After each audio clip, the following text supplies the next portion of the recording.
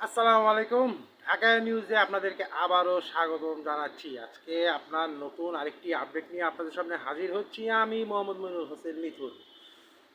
Title দেখে বুঝতে আর আপনাদের বাকি নেই আমি কী বিষয়ে কথা বলবো। তারপরে বলে নিচ্ছি ভিডিওর শুরুতে, ভিডিওটি না শেষ করে সম্পূর্ণ দেখুন, তাহলে অনেক কিছুই বুঝতে পারবেন এবং জানতে পারবেন ইনশাআল্লাহ।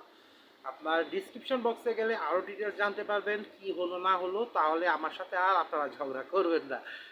ভালো লাগলে কমেন্ট করবেন, না লাগলে ডিসলাইকের অপশন তো ইউটিউবে আছে, আপনি করতে পারেন। আর লাইক করবেন, শেয়ার করুন অবশ্যই। তাহলে শুরু করা যাক আজকের নিউজটি হলো ঠিক এখন থেকে 1 ঘন্টা আগে ডিবি কার্যালয়ে সম্ভবত, এটা পিছিয়ে দেখে বোঝা যাচ্ছে, ডিবি কার্যালয়ে বসে কোটা সংস্কারকারী যিনি সংশ্লিষ্ট প্রধান ছিলেন নাহিদ ইসলাম সহ যাদেরকে আপনার গতকাল ধরা হয়েছিল হাসপাতাল থেকে, আজকেও ধরা হয়েছিল একটি মেয়ে সহ আরেকটি ছেলেকে, মোটমাট যে কয়জনকে ধরা হয়েছিল তারা সবাই মিলে বসে ঘোষণা দিয়েছে কোটা সংস্কার আন্দোলন তারা চান না, তারা কোনো দাবি আর চান না, তারা এখন আর কোনো দাবি রাখে নেই, শুধু চেয়েছেন কোটাটা ঠিকমতো সংস্কার হয়েছে, এতটুকুই তারা খুশি। মানে এটাই আর কি আপডেট। তাদের আপডেট আরেকটা ছবি ইউটিউবে অনেক ভাইরাল হচ্ছে, যেহেতু ফেসবুকে ঢোকা যাচ্ছে না, সেটা হচ্ছে আমাদের ডিবির যে প্রধান আছেন, ডিবি অফিসার হারুন সাহেব, ডিবির প্রধান।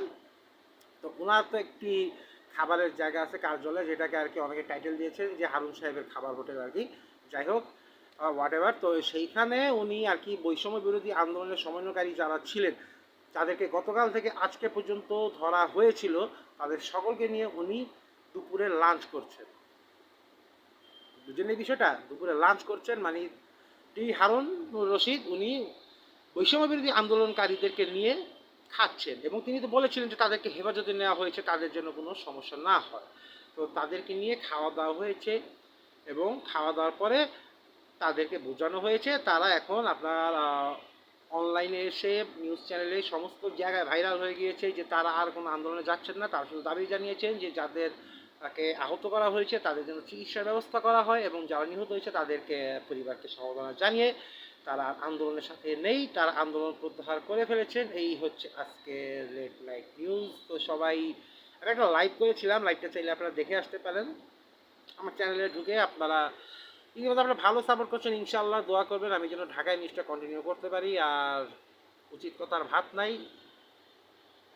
এই আর কি।